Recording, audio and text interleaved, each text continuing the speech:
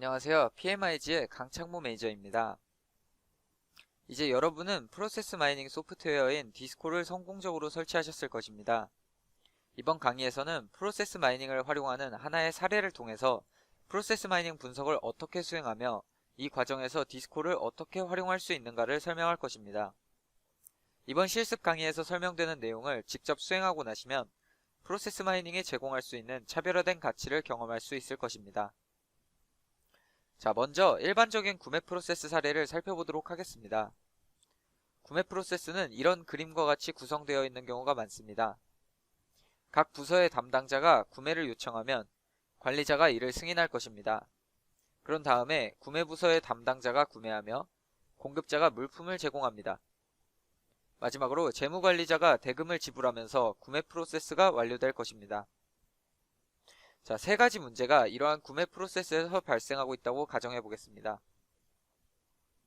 첫 번째는 작업의 비효율성이 발생할 수 있다는 것입니다. 이를 해결하기 위해서 여러분은 프로세스를 효율적으로 만들기 위한 방법을 찾아야 합니다. 두 번째는 규칙 준수 여부, 즉 컴플라이언스 위반 사항이 발생할 수 있다는 것입니다. 우리는 이를 해결하기 위해서 해당 프로세스가 얼마나 구매 가이드라인에 맞춰서 실행됐는지 살펴보아야 합니다.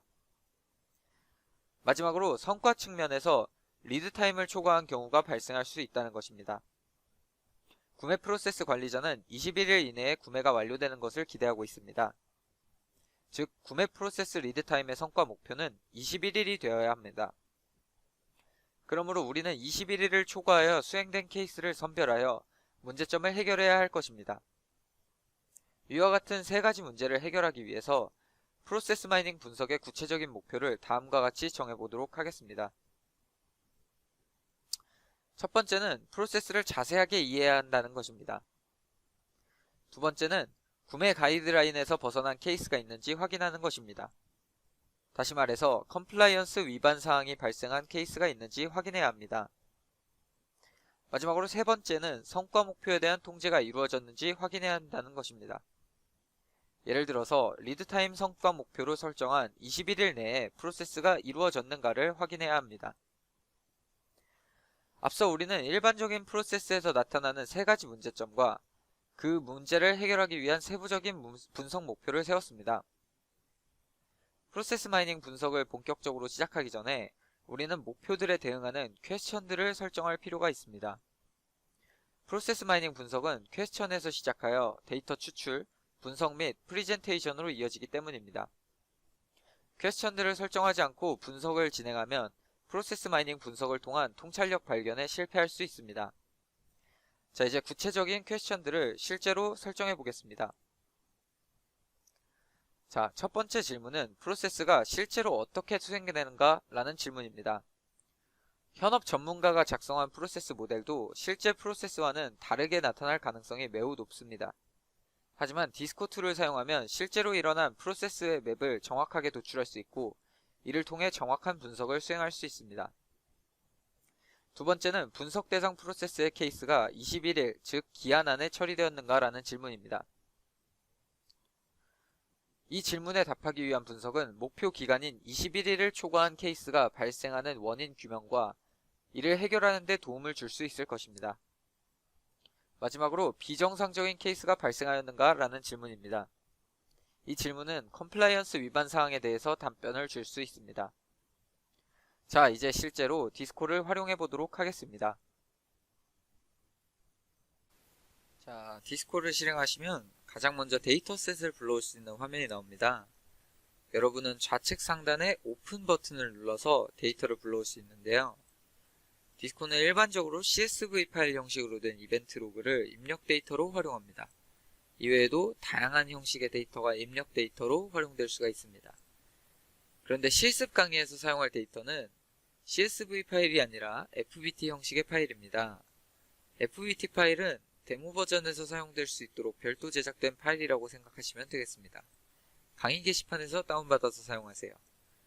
지난 실습 강의에서 설명한 것처럼 여러분의 데이터를 직접 분석하고 싶으시다면 교육용 라이선스를 따로 요청해 주시기 바랍니다. 자, 이제 해당 FBT 파일을 불러와 보도록 하겠습니다. 이번 실습에서 사용될 FBT 파일은 purchasingexample.fbt 파일입니다. 데이터를 불러왔는데요. 각 행은 하나의 이벤트를 나타내고 있습니다. 이 이벤트가 프로세스의 특정 단계, 즉 액티비티에 대응되는 것입니다. 데이터에는 여러 필드들이 표시되어 있는데요. 한번 하나씩 살펴보도록 하겠습니다. 첫 번째 필드는 케이스 아이디라고 표시되어 있습니다. 이 필드는 구매 요청 번호를 기록하고 있습니다. 두 번째 필드는 액티비티라고 표시되어 있으며 해당 이벤트가 무엇을 수행했는가를 기록하고 있습니다. 세 번째와 네 번째 필드는 각 이벤트가 시작하고 종료한 시점을 나타내고 있습니다. 자, 이제 다음은 리소스 필드인데요. 리소스는 해당 액티비티를 수행한 주체를 나타냅니다. 이 리소스는 사람이 될 수도 있고 IT 시스템 또는 기계 장비가 될 수도 있습니다. 마지막으로 롤 필드가 있습니다. 이 데이터셋에서 롤은 리소스의 역할을 의미합니다. 롤 필드는 리퀘스터, 리퀘스터 매니저, 퍼체이싱 에이전트 등의 값을 가집니다. 이제 여러분은 해당 데이터의 필드들을 프로세스 마이닝 관점에서 어떻게 활용할 것인가를 결정해야 합니다. 예시 화면을 보면 가장 좌측의 케이스 아이디 컬럼을 케이스 필드로, 다음 스타트 타임과 엔드 타임 컬럼을 타임스탬프 필드로, 액티비티 컬럼을 액티비티 필드로, 자원 컬럼을 리소스 필드로, 롤 컬럼을 other 필드로 설정한 것을 확인하실 수 있습니다. 이것은 하나의 예시일 뿐이고 여러분들은 리소스나 롤 필드를 액티비티로 설정할 수도 있습니다. 이와 관련된 내용은 뒤에서 추가적으로 설명하겠습니다. 예시 화면과 같이 데이터 가져오기 설정을 하셨다면 우측 하단의 스타트 임포트 버튼을 누르세요. 이제 디스코가 설정에 따라서 데이터를 가져와 프로세스 맵을 자동으로 발견할 것입니다. 디스코가 자동으로 발견한 프로세스 맵을 토대로 여러분은 실제 프로세스가 어떻게 수행됐는지 볼 수 있습니다. 모든 케이스는 프로세스 맵 최상단에 위치해 있는 삼각형 모양의 스타트 포인트에서 출발합니다. 예시 화면을 보면 총 608개의 케이스가 Create Purchase Requision으로 액티비티를 가장 먼저 수행한다는 것을 볼 수 있습니다. 이 케이스들은 프로세스 맵상의 박스 형태로 표시된 액티비티들을 수행한 뒤 마지막으로 네모나게 표시된 엔드포인트까지 이동합니다.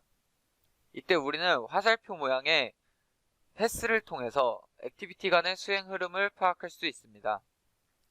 우측의 디테일 컨트롤을 보면 액티비티와 패스 두 개의 슬라이더가 존재합니다. 액티비티 슬라이더를 100%로 올리면 데이터에 포함된 모든 액티비티를 표시합니다. 마찬가지로 패스 슬라이더를 100%로 올리면 데이터에 포함된 모든 경로를 표시합니다. 패스 슬라이더를 0%로 내리면 가장 빈번한 패스만을 보여줍니다.